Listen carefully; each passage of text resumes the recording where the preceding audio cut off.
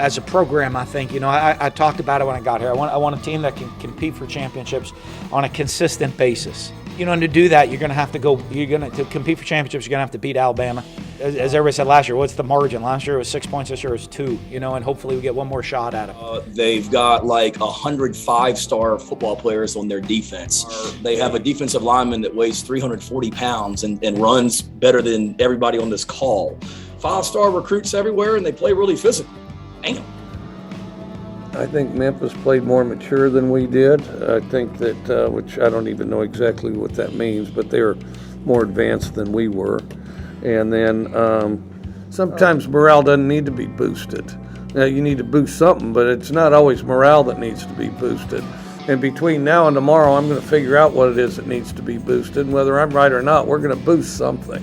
Well, like I told them, we're not satisfied by any stretch, but you can't ever apologize for a win. We don't have to have the best players. We just have to have the best team. Our kids have bought into that. Listen, potential is the worst thing you can have. Because that means you ain't done it. I hate the word potential. Somebody says you got potential to have a good team. That drives me nuts. That means I'm not coaching right and they're not playing right. Oh, welcome in to the latest episode of that SEC podcast. I'm your host, Michael Brennan. I go by SEC Mike on Twitter. And do we got a show lined up for you thanks to Dan Mullen and Coach O, and we got a great show lined up here on a Tuesday. But before we get to the news around the SEC, gotta mention the sponsors, Prize Picks. Head on over to prizepicks.com and use that promo code SEC when you do. Sign up for some daily fantasy sports. That's the best way fans can support the show. We're truly independent here. It doesn't cost you anything to get the podcast or watch us on the YouTube. So we do really appreciate each and every one of you that heads on over to prizepicks.com, and don't forget to use that promo code SEC. But again, we got a loaded week of action here in the SEC upcoming. But before we get to the Week 10 storylines here that are popping up fresher by that I really wanted to discuss, the SEC has come out and announced the Week 11 kickoff times, as they do every Monday. So I wanted to tackle those real quick. And some interesting selections here. I'll throw it up on the screen on the YouTube if you're watching. But, man, the first noon game listed could be the game of the week. It's pretty interesting they went with the noon time slot here. But Mississippi State at Auburn. And again, I know both of those teams have very challenging games this weekend. Mississippi State at Arkansas, Auburn at Texas A&M. They are underdogs in each of those games. But just imagine if they win, what a colossal showdown this will be on the Plains. Noon Eastern, 11 o'clock Central on ESPN. Scratching my head at how that could even be a possibility of the noon time slot here. We also got New Mexico State at Alabama. Again, noon Eastern, 11 a.m. Central. This one's on the SEC Network. We got Samford at Florida. I think that's Samford. It's a little bulldog down there, but that's a noon Eastern, 11 a.m. Central on ESPN and SEC Network Plus. The CBS game, Georgia at Tennessee, number one in the nation. CBS is going to want to showcase the Bulldogs as much as possible, going up against Josh Heupel's offense. And hey, little peel back behind the curtain here. Cousin Shane, he truly does think that Vols stand a shot in this game for some damn reason. His logic, we'll talk to him about it on the next episode, I'm sure. But he just thinks Georgia's not faced anyone that can score some points. And Tennessee, we all know, can do that. I don't have the confidence they can do that on them Bulldogs, though. So tag you Big Orange Vols, Cousin Shane there, and make fun of them if you want. I'd appreciate that. All right, moving over to the 4 o'clock Eastern, 3 o'clock Central time slot. South Carolina at Missouri. That's going to be on SEC Network. Texas A&M at Ole Miss. The ESPN night game, 7 o'clock Eastern, 6 o'clock Central. Nationally televised. That is going to be one hell of a game. And remember, we didn't get this matchup last year. It was one of the only SEC games we didn't get because of COVID. Georgia Vanderbilt, I believe, was the only other game in league play that we didn't get last season. Kentucky at Vanderbilt. What? Why is this prime time? 7 o'clock Eastern, 6 o'clock Central on ESPN2. Again, that's a head scratcher. And then Arkansas, they finally got their night game. Arkansas in Death Valley at LSU. Oh my God, 7:30 Eastern, 6:30 Central on the SEC network. So the Razorback fans finally get their night game, and the SEC gives them the big middle finger and says, hey, enjoy Baton Rouge, Razorbacks. I mean, that's, my God, I know LSU's not the toughest team this season, but that is one hell of a tough place to play. So I don't know what Arkansas did to the SEC to get the shaft on these schedules, but hey, it is what it is. That's the Week 11 kickoffs here. Week 10 is going to be fantastic. Week 11 looks great as well.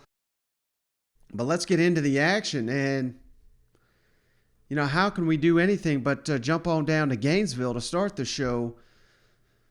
Because things are just spiraling quickly here on Dan Mullen. I mean, just think about where this program was 12 months ago, beating Georgia, essentially locking up the East. I can't remember if they locked it up with that win, but they may have last season. But man, ever since that first LSU loss, and now obviously the second LSU loss, man, fans are turning left and right on Dan Mullen. And now, if you missed it, let's throw up some quotes here from Bruce Feldman of The Athletic. Man, he put out a article here on Monday. Before we get to the article, man, it just seems so convenient, all this timing. It's almost like Dan Mullen's got a lot of enemies that I don't know about, but they're all hitting him right where it hurts, right here. And I'm not calling Bruce Feldman out when I say that, because he's just doing his job, and he may be the best out there, literally. Bruce Feldman does an outstanding job, but he's got some comments here from some unnamed SEC coaches. Florida, they just don't play hard. Georgia's trying to rip your head off. They might be up 30, and their linebackers are flying up the field to get after your ass. Florida's a finesse team. That's tough. Here's another quote from an SEC offensive line coach. Speaking of Florida, they play with zero discipline. They don't play hard. Here's another one. We were way more physical and much better than them in the box. We were mauling them. That's a SEC unnamed offensive coach. And then how about this one? I just don't get the sense that Mullen is as obsessive about recruiting as Nick Saban, Kirby Smart, Ed Orgeron, even Ryan Day, the Ohio State coach. That's how these guys are when it comes to recruiting. That's how Urban Meyer was when he was at Florida. Ultimately, at that stage, your head coach is so critical. Mullen is just not as dialed in, and you can't be that way if you're going to be competing for number one classes, and that comes from an unnamed recruiting coordinator. And now these comments come, obviously, after Kirby Smart's comments here on Saturday, right after the ball game. Let's kick it back to what Kirby had to say real quick just on recruiting. And there's a reason I'm going to be playing this. Where does that sort of mindset to always sort of be recruiting come from, and why do you think you have so much success with it? You have to. I mean, guys, if you don't recruit, there's no coach out there that can out-coach recruiting. Okay, I don't care who you are. The best coach to ever play the game better be a good recruiter, because no coaching is going to out-coach players. I mean, anybody will tell you our defense is good because they got good players. So spending time on the phone, spending time with people at your house, spending time with people when they come to your campus. I'm not with my family when I'm doing that. My family sacrifices so that I can go and spend time with other people's families so that we have good players. So, that's 25% evaluation. That's 50% recruiting, and another 25% is going to be coaching. But if you don't recruit, guys, you got no chance. Just go look. Look at the best teams out there. They got good football players. And that's the reason I believe in recruiting. And I believe you better always be recruiting. Always be recruiting. Because if you're not, somebody else is. So, hell, I just played those comments on the last episode, but I wanted to repeat that in case you missed it, because Dan Mullen, of course, was asked about recruiting right out the gate. This is the very first question he got on his press conference here on Monday. And I know the comments were taken a little bit out of context, so it's important that you hear the full clip here, and even more important, perhaps, that you watch it on the YouTube. We'll throw the video up here as usual, because, Dan Mullen, I don't think he handled this the right way, but I don't think it was quite as bad as a lot of people made it out to be. So let's kick it over to Dan Mullen again. This is the first question he was asked on Monday after the Georgia loss about recruiting, and he shut it down pretty quick. Coach, the topic of recruiting has come up a lot the last couple of days from a few angles. Is a different approach needed for the level of consistency? Well, we're in the season right now. We'll do recruiting after the season, and when it gets this recruiting time, we can talk about recruiting. Sounds good. Okay. Next question. All right, so you could kind of see, it was portrayed on Twitter as if Dan Mullen was saying, we don't recruit during the season. That we recruit after the season. That's not at all what he's saying. He's saying, I'll speak to you about it after the season. And again, I don't think that's the right approach. I think he should have manned up. I put it out there on Twitter. What he should have said was, just look at the games last week. Look at the games this season. We're not getting it done. It starts with me. If we have to make changes, we have to make changes. We've got to attack that a lot tougher.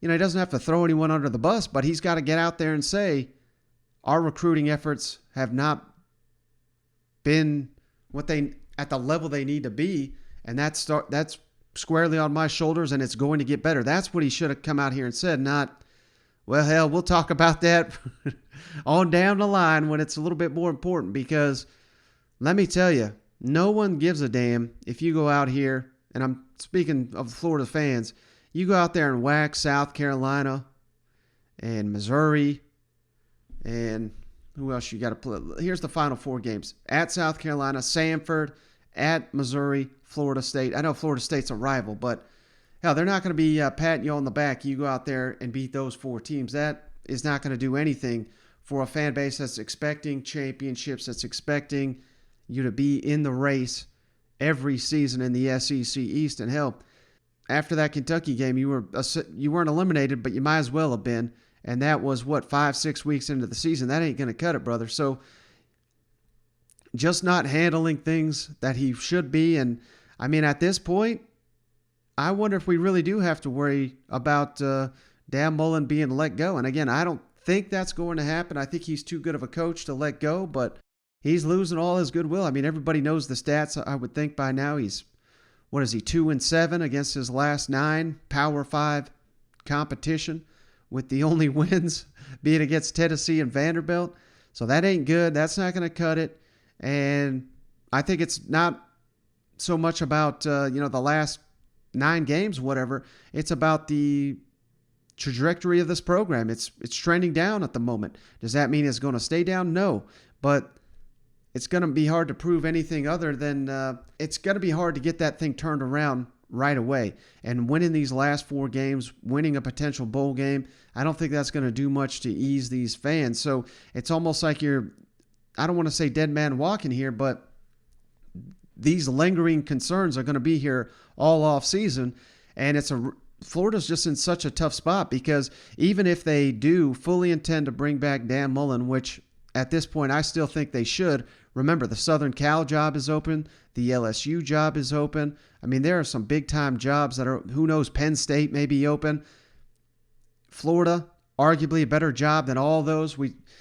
Remember Shane and I kind of debated LSU, Florida, which job's better and all that. And we threw Texas A&M in there. Those are all elite jobs, to make no mistake. But my point being was, as long as Nick Saban's there in the West, I would take Florida over all those jobs. I know Georgia's in the East, but the East far more manageable than the West at this moment. So flip a coin, which job's better. But hell, remember the last time Florida had an opening?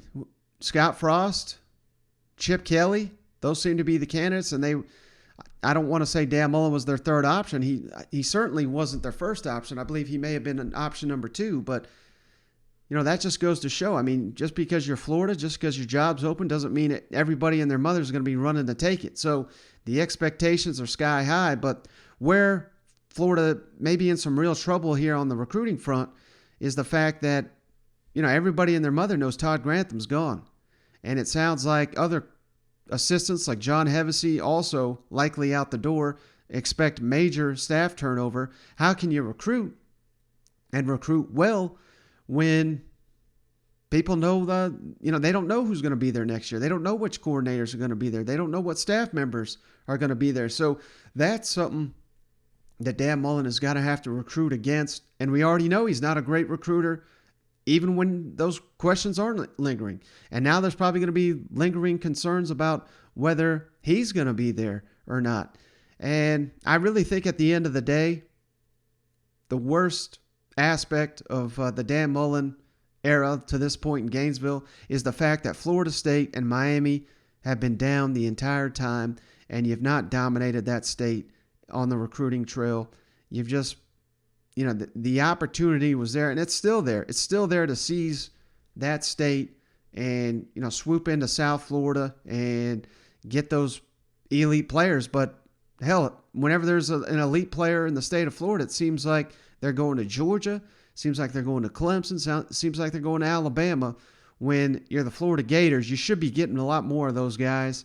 But for some reason, you're not. And just imagine if Florida State or Miami somehow turn it around.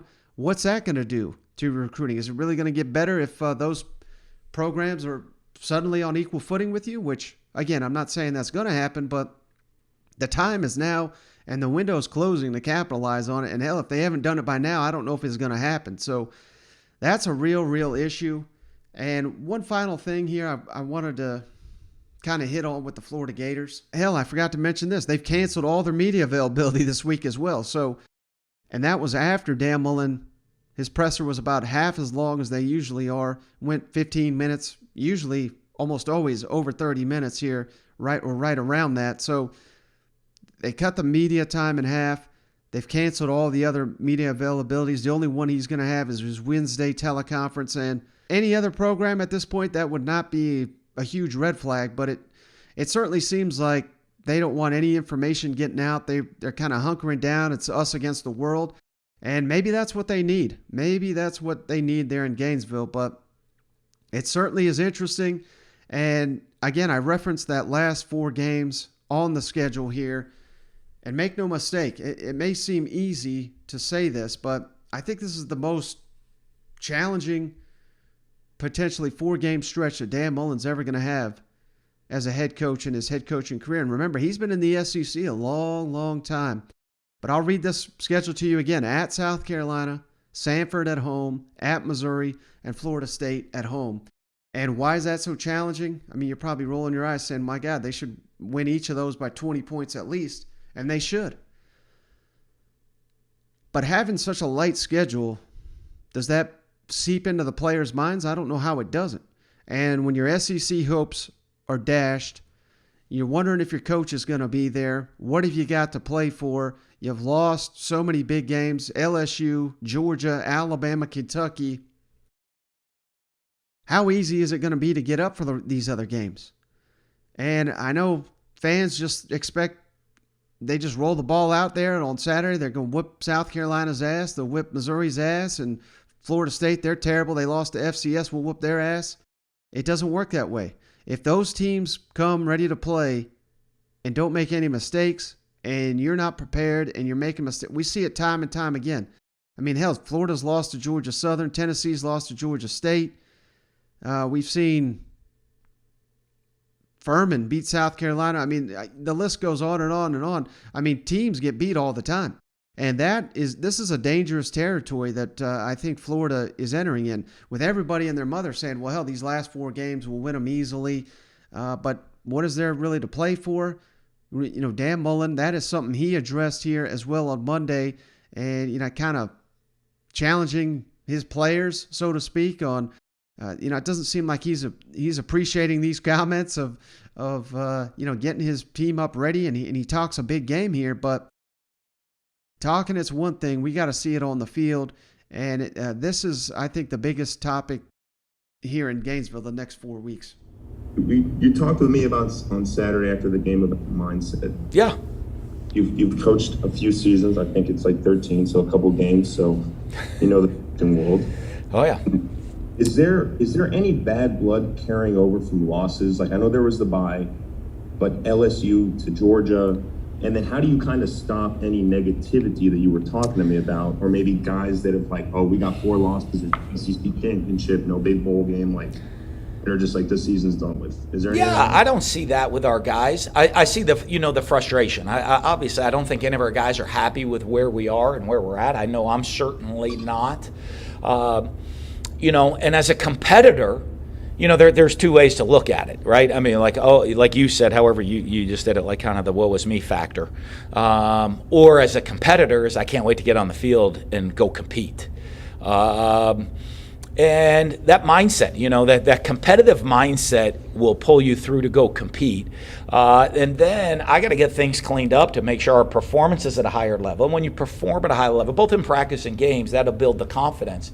Okay. And then when you have the confidence, you have to change your mindset and have the attitude where you expect to go in, where you expect things to happen. There's a very fragile deal within a game where as players talk about it. Hey, I expect the ball to bounce my way. I expect to make the play. I expect to win the game. I expect every break to go our way. Then there's the other one is, hey, I'm looking around for someone else to make the play. Or, oh no, what's going to happen wrong next to us? And that's a fine line. And so you have to, one, change your mindset. But the best way to change your mindset is within your preparation so that you have the confidence being prepared at that moment to go out there. And then all of a sudden, when the breaks go your way and good things start happening to you, all of a sudden, boy, there's a big change and that confidence sways the other way, but it's all goes through preparation. So how does a complacent mindset change to a dominant, I need to go out there and make you got to be a competitor to do that. You know what I mean? I mean, you got to be a competitor. And here's the thing is you don't usually get here. You're not playing football at the level that these guys play football at. You're not playing in the Southeastern Conference. You're not playing at the University of Florida. If you have a complacent mindset, you don't even make it here. You know what I mean? Well, not complacent, like you said. I mean, that's a competitor, man. You gotta be a competitor, and not everybody are competitors, But I mean, the guys on our team are competitors. So I don't even think there is anything to that. So you get the sense, I mean, this is a continuation of his hold the rope comments here after the Georgia game. And again, it's one thing for him to be aware of it. It's another for the players. I mean, that's what it boils down to. Where is the focus of this team at this point with so many hopes and dreams dashed? And I think you saw it there in the first half against Georgia. I mean, I thought they were pretty locked in at the beginning of the game. I mean, the offense clearly was not getting it done, but I think that had more to do with Georgia's defense being so elite. The Gators were manning up with Georgia for the first half until the turnovers, and then once they got punched in the mouth, I mean, they just crumbled. And are they really going to just get right back up, or are they going to stay down? And that's what we're going to find out Saturday. But I know if I'm a South Carolina fan, I'm loving this spot. No one's expecting you to do anything. You're getting them at home at night. Should be a rowdy environment as long as the Gamecock Nation is not completely given up on the season. I don't know. This is a tough. I think it's going to be a lot tougher game here for the Florida Gators than many are giving them credit for. And these comments by Dan Mullen, I think they speak to that. All right, next let's jump it all down to Baton Rouge. We had some big news here because quarterback Myles Brennan has entered the NCAA transfer portal. Let's throw up he had a statement here he released on Twitter. I'll throw that up on the YouTube channel. But interesting development here. Of course, with Coach O out the door, Myles Brennan looking for a new opportunity. Makes sense. They got Max Johnson. They got Garrett Nussmeier. They've got a 5-star quarterback committed. Of course, he's apparently looking around, and who can blame him because they don't know who the coach is going to be. But I think his name's Walker Thomas, something like that. But hell, if they get all those guys in there, is the new coach really going to rely on a older player that can't stay healthy? So, and as I understand it, Myles Brennan is trying to get a medical redshirt. If he's able to do that, he'll have 2 seasons of eligibility remaining to play elsewhere. So at least 1 year, hopefully 2 for him. But it'll be interesting to see where he goes. It's kind of funny when Harrison Bailey got in the portal. Now Myles Brennan.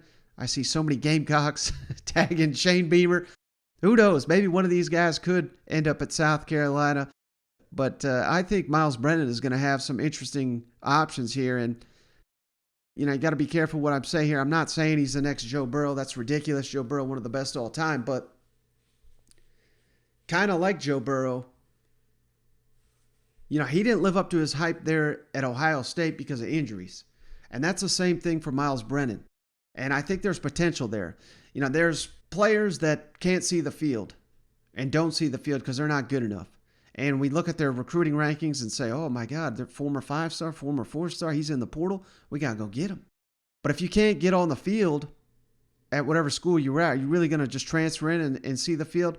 I think the ceiling is a lot higher for a guy like Myles Brennan, who, hell, I know the 2020 season for LSU was a nightmare, but one of the few highlights was Myles Brennan. He had about, 1,200 yards passing, 11 touchdowns, I think only a few interceptions, and that was in three and a half games, something like that, maybe only 3 games. He has shown he can play at this level. He just can't stay healthy. So it's a roll of the dice to be certain, but maybe he just needs a change of scenery, better training staff, better medical staff. Who knows? Let's hope for Myles Brennan's sake. That's a guy that could have transferred long ago. Hell, he could have transferred when they brought in Joe Burrow, who they basically brought in to start over him. Let's hope it works out for Myles Brennan somewhere. Hey, but that's not the only LSU comments here where, man, the fans are... I thought this was going to be a great, farewell to Coach O and his victory tour and all that, but seems like fans are wearing thin on him already, and this was just one hell of a comment here. Coach O was asked about his self-scout, but he thought that the question was, scouting Alabama, how are the Crimson Tide looking? So that's how he starts it. And then they quickly correct him, say, no, self-scout, how are you looking? This clip is just fantastic. You said you used last week to do a lot of scouting. What did you come up with, and how confident are you that your coaches kind of, learned a lot about your team? Yeah, well, they're very good, as always, very well coached. Well, on us. Okay, on us. Well, self-scouting, we're too predictable about formations, too predictable on first down. We're very, very predictable on defense. We need to have more of a variety on first down. We giving them the same looks over and over again. There's not much disguise. What we line up in, we were in. So we got to, you can't, this part of the season, you just can't put a lot of new stuff in, but we put in a couple little wrinkles to make it tough. And then the biggest part for us on defense is adjusting. We have not been in the right adjustments. We have not been in the right position according to some formations. So we had an adjustment period all last week, adjustment period all this week. We've been doing it, but we're really, really honing in and being in the right place at the right time. So I know Cousin Shane's out there dying laughing at this one. I mean, he did a complete 180, didn't he, when he realized, oh, you're not asking me about Alabama. You're asking me about our team? Yeah, we're terrible. A lot of issues there in Baton Rouge, obviously. But hell, let's give Coach O credit for at least being transparent here. You're, what is it, something like a 30-something point underdog on the road against Alabama. But that sums it up pretty good. All right, next let's kick it on down to Lexington real quick where, I want to do a little bit deeper dive on this game once we got the Tennessee homer on the line because I know he's dying to talk about it. But this is a very, very important game for the Kentucky Wildcats.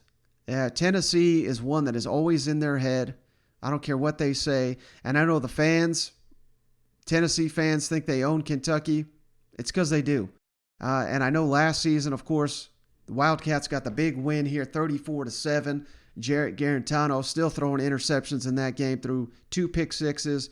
What was it, Harrison Bailey, I think, or J.T. Strout came off the bench. They threw interceptions. I mean, it was just a shit show for the Vols. And that was the game that large percentage of the fan base turned on Jeremy Pruitt. But, I mean, outside of, I'll tell you this. If Hendon Hooker throws 2 pick sixes, Kentucky's going to win again. But that seems highly unlikely because I don't know that I've ever seen that before. And it's, Kentucky's defense just got shredded by Mississippi State through the air. So there are concerns, I would say, for sure, that Kentucky they always tout it as this is a different Kentucky, is a new era. We're doing well on the recruiting trail, which they are. But, they lost to Georgia. They tried to change up their routine. The Mississippi State streak lives on, the losing in Starkville. They changed up. They usually don't stay in Starkville. I think they got there early. They stayed in Starkville. They were trying something new, and it blew up in their face just the same. So, I think there's a little bit of a sense of, here we go again. And again, Tennessee is a team that is always in Kentucky's head. Look at interesting series here, I should say. Like I said, last year, Tennessee was favored by 6.5. Kentucky blew them out. The year prior, in Lexington, Kentucky was the favorite. 1.5-point favorite. Tennessee won outright by 4. 2018, Tennessee was the underdog by 5, believe it or not. Tennessee won 24-7, blew them out. 2017, at Lexington, again, Kentucky was a 4-point favorite. Tennessee won 29-26. So there's been games in this series where Kentucky was favored and they didn't get it done in recent history, and that's got to be in the back of the mind of the coaching staff and some of these players. And I don't know if you're going to get that. And I don't know. It's interesting how that'll play for Tennessee, because a lot of Tennessee, like Josh Heupel and his coaching staff, like Hendon Hooker, Javonte Payton, Tyon Evans, the list goes on and on, all their transfers, they are not a part of this series. So, we'll see if they're in the heads of Kentucky or not. But don't forget, there's a little bit of a revenge factor potentially for Hendon Hooker. And it made me realize, Tennessee fans, if you missed it, go back and watch that 2019 Belk Bowl. I know Kentucky fans know it well. One hell of a game, came down to the wire. Hendon Hooker was the starting quarterback for Virginia Tech. This was the game Lynn Bowden ran for 223 yards through the game-winning touchdown, but Hendon Hooker looked good in that one, scored a couple touchdowns. There was a fight pregame. There was a fight apparently the day before the game at some event. This was a bad blood in this bowl game, more than you see generally in these types of bowl games. But will there be any kind of residual effect there from Hendon Hooker? Maybe this one's personal for him. So those are two things Mark Stoops kind of hit on the fact that he got kind of bothered, I think, by the question that maybe his team, are they fraudulent? Are they going downhill? He didn't really appreciate that. I wouldn't give much away on the injuries. And then he was asked about Hendon Hooker a little bit here, but that just kind of sparked my memory from that Belk Bowl. What a great game that was. Would you say this is nothing more than just a hiccup as opposed to choking? I don't understand the question at all. Is it what? Would you say this is more of a hiccup as opposed to you guys choking? A lot of people say you're choking down the stretch. That's your word. That's your words or their words. I have no control over what anybody calls the way we play. I could control the way we do. What we talk in our locker room. So, we got beat by a pretty damn impressive team in Georgia, and played like crap this past week. There's no other way to describe it. So y'all could put on it anyway. You could call it anything you really want. For us, it's about getting back to work. Wright and Dare both went down. What's the status on those two guys? We'll see. Is Marquand any closer to getting back? We'll see. Looks like De'Aaron Jackson was dressed. Is he available? We'll see. Nobody's giving me a scouting report on injuries. You know what I mean? I can't. We'll see as the week goes on. It's Monday. I haven't even seen these players yet today, so I'm not trying to be a prick about it. It's just, who knows? Who knows whether they're available or not or whatever. De'Eric's getting closer. Not quite ready last week. Yeah. All right. So hey, I think you see it kind of there. This is such an important game for Kentucky. Hell, if they drop this one, all of a sudden Tennessee jumps them in the standings. Now, that's unlikely to last very long if it even happens, because Tennessee's got to play Georgia the following week, so Kentucky can skip them right back. But I don't know, after so much promise, hell, these Kentucky fans, a lot of them thought maybe they were destined for Atlanta, New Year's Six Bowl, all this type of stuff. Here suddenly they could be looking at a third straight loss. Tennessee is it's basically like what Florida is to Tennessee is basically what Tennessee is to Kentucky. I mean, they are the Freddy Krueger in their nightmares. And I know Kentucky fans are going to be confident going into this one. They're playing at home. They're undefeated at home. They're getting them at night. It is going to be a scene up there. But I'm just saying, I mean, this is one where the favorite is not always the team that wins in this series. It should be one hell of a game here in Lexington Saturday night. But hey, that's all I got on this episode. Got a couple guests lined up for the rest of the week. Should be one hell of a week here for the show. Cousin Shane will be back on the next edition. But that's going to do it. Catch you on the next one.